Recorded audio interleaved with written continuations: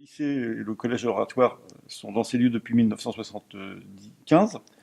Ça a toujours été la maison diocésaine, un établissement d'enseignement, petit séminaire autrefois, et ici nous sommes dans la salle qui a été dortoir et qui maintenant accueille, non pas pour dormir, de jeunes élèves, puisque c'est la salle d'études.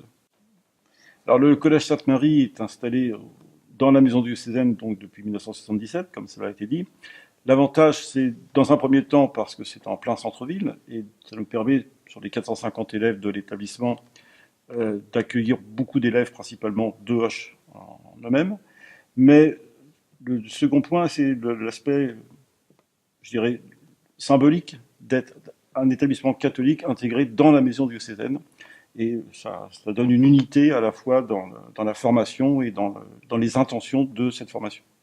Donc nos 450 élèves viennent en sixième pour la moitié de l'école Saint-Paul, école catholique associée à l'établissement, ce qui correspond à un taux de passage de plus de 95%, et donc de familles occitaines ou des environs. L'enseignement qui est dispensé est un enseignement classique, dans une première partie, avec quelques originalités quand même, puisque nous avons une seconde langue chinoise, et le langage des signes.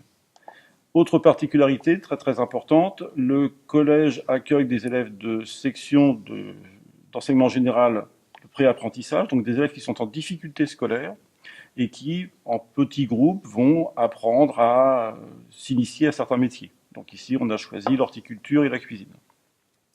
Et puis depuis deux rentrées maintenant, nous accueillons des élèves appelés élèves d'ULIS, Unité locale d'intégration scolaire, qui sont des élèves qui nous sont confiés par la maison du handicap et qui sont atteints de handicap moteur ou de handicap intellectuel.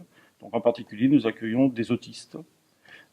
L'intégration s'est parfaitement bien faite et ça correspond toujours à cette notion d'accueil de la maison diocésaine, donc du collège qui est à l'intérieur.